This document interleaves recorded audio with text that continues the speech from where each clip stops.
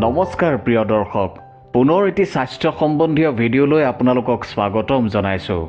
যদি আপোনাৰ শৰীৰৰ পৰা লেতেৰা বস্তুখিনি বাহিৰ হোৱা নাই বা আপুনি তাক বাহিৰ কৰিব পৰা নাই তেন্তে আপুনি যিমানেই ভাল খাদ্য নাখাওক কিয় আপুনি কেতিয়াও তাৰ পৰা লাভৱান হ'ব নোৱাৰে।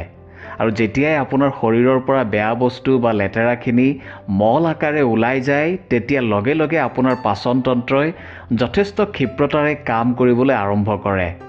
আপুনি নিজেই শক্তি অনুভৱ কৰাৰ লগতে আপোনাৰ চেহেৰাটো চাফা হ'বলৈ আৰম্ভ কৰে। আপুনি ইচ্ছা কৰিলে ওজন কমাবও পাৰে, বঢ়াবও পাৰে। শালমইনা, মুখত পৰা ক'লা দাগ বা ছাল সম্বন্ধীয় অন্য অসুবিধাসমূহ নাইকিয়া হ'বলৈ আৰম্ভ কৰে। বিভিন্ন ধৰণৰ মাৰাত্মক ৰোগ হোৱাৰ সম্ভাৱনা একেবাৰে নাইকিয়া হৈ পৰে। তেন্তে আহক আমি প্ৰথমে জানি লওঁ যে আমাৰ শৰীৰত এই লেতেৰা বস্তু কেনেকৈ জমা হৈ থাকে বা জমা হয়। আমি আহাৰ হিচাপে যি বস্তু খাওঁ সেয়া আমাৰ খাদ্যনলীয়েদি গৈ আমাৰ পেটত পৰে, য'ত খাদ্যবস্তু ভাঙি গুৰি হয়। তাৰপিছত ক্ষুদ্ৰান্ত্ৰ অৰ্থাৎ স্মল ইণ্টেষ্টাইনেৰে মল হিচাপে বাহিৰলৈ ওলাই যায়। এই প্ৰক্ৰিয়াটোত আটাইতকৈ বেছি লেতেৰা বস্তু ক'ত জমা হয় জানেনে? আমাৰ এই ক্ষুদ্ৰান্ত্ৰত অৰ্থাৎ স্মল ইণ্টেষ্টাইনত। এতিয়া আপুনি জানি আচৰিত হ'ব যে আমাৰ শৰীৰত থকা এই ক্ষুদ্ৰান্ত্ৰৰ ভিতৰত সৰু সৰু আঙুলি সদৃশ কিছুমান উখহা বস্তু থাকে, যিয়ে ফিল্টাৰৰ দৰে কাম কৰে। এই আঙুলি সদৃশ উখহাবোৰৰ ভিতৰত কিছুমান শিৰা থাকে, যি আমাৰ শৰীৰৰ বিভিন্ন অংশৰ লগত সংযুক্ত হৈ থাকে। এই শিৰাৰ দ্বাৰাই আমি খোৱা খাদ্যবস্তুৰ পৰা শোষণ কৰা পোষকখিনি অৰ্থাৎ ভালখিনি তেজৰ লগত মিহলি হৈ শৰীৰৰ বিভিন্ন অংশলৈ পঠিওৱা হয়। কিন্তু আমি যেতিয়া জানিয়ে হওক বা নাজানিয়ে হওক কিছুমান নাখাবলগীয়া খাদ্য গ্ৰহণ কৰোঁ তেতিয়া সেই খাদ্যবস্তু আমাৰ ক্ষুদ্ৰান্ত্ৰত জমা হ'বলৈ আৰম্ভ কৰে। লাহে লাহে ই ক্ষুদ্ৰান্ত্ৰৰ বেৰত এটা স্তৰৰ সৃষ্টি কৰে। ফলত যেতিয়া আমি খোৱা খাদ্যবস্তু এই ক্ষুদ্ৰান্ত্ৰই তেজত মিহলি কৰে তেতিয়া ভালখিনিৰ লগতে বেয়াও সমানে তেজত মিহলি হয়। তাৰপিছত শৰীৰৰ বিভিন্ন অংশলৈ লেতেৰা হিচাপে জমা হ'বলৈ আৰম্ভ কৰে। যেতিয়া এই লেতেৰা বস্তুখিনি তেজৰ জৰিয়তে আমাৰ লিভাৰ বা যকৃতত জমা হয় তেতিয়া ফেটি লিভাৰ হয়, জণ্ডিছ আদিৰ দৰে বেমাৰে দেখা দিয়ে। যদি এই বেয়া বস্তুখিনি আমাৰ কিডনীত জমা হয় তেন্তে সেয়া হ'ব কিডনী ষ্টোন। আৰু লাং বা হাওঁফাওঁত জমা হ'লে আস্থমা। যদি তেজৰ জৰিয়তে আমাৰ হৃদপিণ্ড অৰ্থাৎ হাৰ্টত জমা হয় তেন্তে কলেষ্টৰল আৰু আমাৰ শিৰাত ব্লকেজ হোৱা আৰম্ভ হয়। যদি তেজৰ জৰিয়তে এই বেয়া বস্তুখিনি আমাৰ ছালত বা স্কিনত জমা হয় তেন্তে ছালৰ বিভিন্ন বেমাৰ যেনে শালমইনা, ক'লা দাগ, খজুৱতি, একনে আদি হ'বলৈ আৰম্ভ কৰে। কেৱল ইমানেই নহয়, যেতিয়া এই লেতেৰাখিনি তেজৰ জৰিয়তে আমাৰ শৰীৰৰ বিভিন্ন অংশত বিয়পি পৰে তেতিয়া আমাৰ শৰীৰত উৎপন্ন হোৱা বিভিন্ন হৰম'নেও ভাৰসাম্য হেৰুৱাই পেলায়, যাৰ ফলত বহুতো মাৰাত্মক ৰোগ হোৱাৰ সম্ভাৱনা বাঢ়ি যায়। মুঠতে আপুনি মনত ৰাখিব যে আমাৰ শৰীৰত দেখা দিয়া সৰুৰ পৰা ডাঙৰ বেমাৰ আমাৰ শৰীৰত জমা হোৱা লেতেৰাখিনিৰ বাবেই হয়। সেয়েহে আজিৰ ভিডিঅ'টোত আজি আমি 5টা এনে উপায়ৰ কথা ক'ম বা পাতিম যিকেইটা আপুনি সপ্তাহত এদিনো যদি কৰে তেন্তে আপোনাৰ শৰীৰটো সম্পূৰ্ণৰূপে পৰিষ্কাৰ হৈ পৰিব বা আপোনাৰ বডিটো ডিটক্স কৰিব। গতিকে ভিডিঅ'টো শেষলৈকে চাব, কাৰণ এই উপায়কেইটাই আপোনাৰ শৰীৰটো সুস্বাস্থ্যৱান কৰি ৰখাত যথেষ্ট সহায় কৰিব। আহক এতিয়া আমি উপায়কেইটা আলোচনা কৰোঁ। প্ৰথমটো উপায়। এই উপায়টোত আপুনি কি কৰিব লাগিব? আপুনি ৰাতিপুৱা সোনকালে উঠিব লাগিব। তাৰপিছত মুখ হাত ধুই এগিলাচ কুহুমীয়া পানী ল'ব। তাত আধা টুকুৰা নেমু ল'ব আৰু তাৰ ৰসখিনি সেই কুহুমীয়া পানী গিলাচত মিহলাই ল'ব। তাৰপিছত নেমু মিহলোৱা পানীখিনি এবাৰতে নাখাব, তাক এঢোক এঢোককৈ খাব। তাৰপিছত 15 পৰা 20 মিনিট ৰাতিপুৱা ৰ'দটো গাত লগাব। এতিয়া জানো আহক যে এনে কৰিলে আপোনাৰ কি লাভ হ'ব। আমি সকলোৱে জানো যে ৰাতিপুৱা ৰ'দত ভিটামিন ডি থাকে, যি আমাৰ শৰীৰৰ বাবে অত্যন্ত গুৰুত্বপূৰ্ণ। ভিটামিন ডিৰ প্ৰভাৱত আমাৰ শৰীৰত থকা বীজাণু বা কীটাণু ধ্বংস হয়।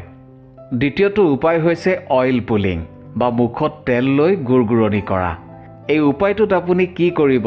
কুহুমীয়া নেমু মিহলি পানী গিলাচ খোৱাৰ 10 মিনিটমান পিছত এচামুচ নাৰিকল তেল বা সৰিয়হৰ তেল মুখত লৈ জিভাৰে মুখখনৰ চাৰিওফালে ঘূৰাব।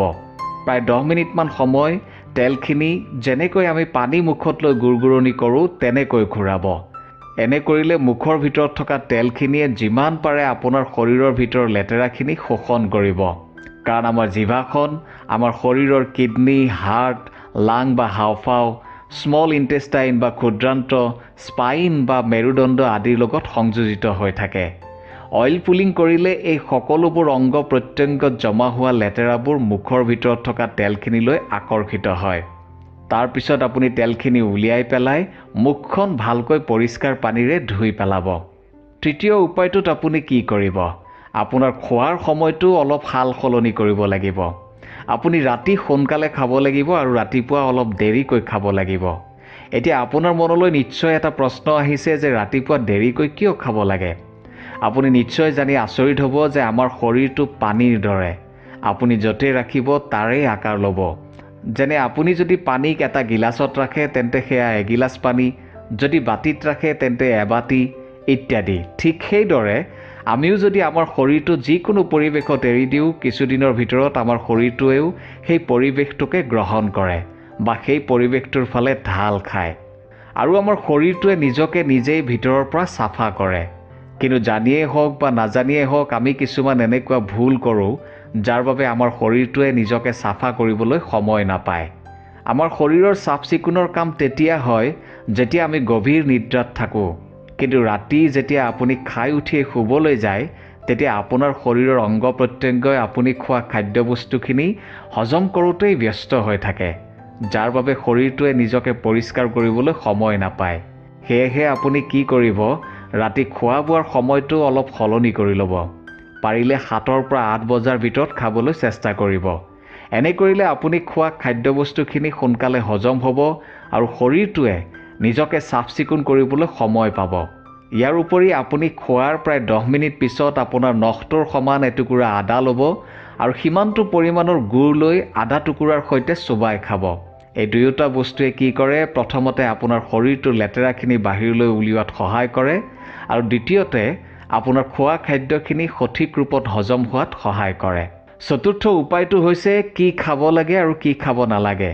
প্ৰথম গুৰুত্বপূৰ্ণ কথাটো হৈছে যে যেতিয়া আপুনি আপোনাৰ শৰীৰটো ডিটক্স কৰি আছে বা পৰিষ্কাৰ কৰি আছে তেন্তে কেইদিনমানৰ কাৰণে আপুনি তেল ব্যৱহাৰ কৰি ৰন্ধা খাদ্য নাখাব, পেকেটত থকা খাদ্য নাখাব, ময়দাৰ বিস্কুট, ক'ল্ড ড্ৰিংকছ, চিপছ আৰু সম্পূৰ্ণ চেনিৰে বনোৱা বস্তু খোৱাটো বন্ধ কৰিব। কাৰণ এনেধৰণৰ খাদ্যবস্তুৱে আমাৰ শৰীৰৰ ক্ষুদ্ৰান্তত বা পেটত লেতেৰা মল হিচাপে জমা হ'বলৈ ধৰে। এইখিনি হ'ল আপুনি কি নাখাব। এতিয়া কি খাব লাগে সেইখিনি অতি মনোযোগেৰে শুনিব। আপুনি ঘৰুৱা যি খাদ্যই খাব তাত কোনো সমস্যা নাথাকে। মাত্ৰ এটা কথা মনত ৰাখিব যে শাক পাচলিৰ মাত্ৰা যাতে আপুনি বঢ়ায়। অৰ্থাৎ আপুনি যদি ভাত খায় তেন্তে ভাততকৈ শাক পাচলি যাতে বেছিকৈ খায়। কাৰণ শাক পাচলিত ফাইবাৰ বা আঁহজাতীয় পদাৰ্থবিধ যথেষ্ট পৰিমাণত থাকে আৰু এই আঁহজাতীয় পদাৰ্থবিধেই আমাৰ শৰীৰত জমা হোৱা লেতেৰাখিনি শোষণ কৰি মল আকাৰে বাহিৰ কৰাত সহায় কৰে। পঞ্চম উপায়টো হৈছে দিনটোৰ 20 পৰা 25 মিনিট সময় উলিয়াব যি সময়ত আপুনি কিছুমান শাৰীৰিক কাম কৰিব পাৰে বা আপুনি ব্যায়াম কৰিব পাৰে বা আপুনি কোনো খেল খেলিব পাৰে। এনে কৰাৰ কাৰণ হ'ল যেতিয়া আপুনি কোনো শাৰীৰিক কাম কৰিব তেতিয়া আপোনাৰ শৰীৰৰ পৰা ঘাম নিশ্চয় ওলাব আৰু এই ঘামৰ জৰিয়তে আপোনাৰ শৰীৰত থকা লেতেৰাখিনিও ওলাই অহাত সহায় হ'ব। এই 5টা উপায়ৰ লগতে শৰীৰটো ভিতৰৰ পৰাই পৰিষ্কাৰ কৰিবলৈ আপুনি আৰু এটা উপায় কৰিব পাৰে। সেয়া হৈছে উপবাস, লঘোণ বা ফাষ্টিং। চাওক, আপুনি পৃথিৱীত যিমান ধৰ্ম আছে প্ৰায় ধৰ্মতে এই ফাষ্টিঙৰ কথা উল্লেখ আছে। এতিয়া এই ফাষ্টিঙে আমাক আমাৰ শৰীৰটো পৰিষ্কাৰ কৰাত কেনেকৈ সহায় কৰে চাওক। যেতিয়া আপুনি উপবাসে থাকে বা ফাষ্টিঙত থাকে তেতিয়া আপুনি একো নাখায়। অৰ্থাৎ আপোনাৰ শৰীৰটোৰ অংগ প্ৰত্যংগবোৰে নিজকে চাফ চিকুণ কৰিবলৈ যথেষ্ট সময় পায়। সেয়েহে আপুনি এটা নিয়মত ফাষ্টিং নিশ্চয় কৰিব পাৰে বা লঘোণে নিশ্চয় থাকিব পাৰে। প্ৰিয় দৰ্শক, এয়াই আছিল সেই 6টা উপায় যি উপায়েৰে আমি আমাৰ শৰীৰটোক ভিতৰৰ পৰাই পৰিষ্কাৰ কৰিব পাৰোঁ বা ডিটক্স কৰিব পাৰোঁ। আশা কৰোঁ এই ভিডিঅ'টোৱে আপোনাৰ শৰীৰটো চাফ চিকুণ কৰি আপোনাক সুস্বাস্থ্যৱান কৰি ৰখাত নিশ্চয় সহায় কৰিব। আপুনি কি ভাবে? আপোনাৰ মতামত নিশ্চয় জনাব। আৰু এটা কথা সদায় মনত ৰাখিব যে স্বাস্থ্য সম্বন্ধীয় যিকোনো কাম কৰাৰ আগতে চিকিৎসক বা কোনো বিজ্ঞ লোকৰ পৰামৰ্শ নিশ্চয় ল'ব। গতিকে প্ৰিয় দৰ্শক, নেতিবাচকৰ পৰা ইতিবাচকলৈ পৰিৱৰ্তন কৰা মোৰ এই যাত্ৰাৰ অংশীদাৰ হওক, মোৰ এই প্ৰয়াসৰ অংশীদাৰ হওক আৰু চাই থাকক, শুনি থাকক মটিভেটৰ নিৰঞ্জনৰ মটিভেশ্যন আৰু সদায় সুস্থ থাকক, সুস্থ চিন্তা কৰক আৰু সুস্থ খাওক। নিজৰ লগতে আনৰ লগতে নিজৰ দেশখনকো বচাওক।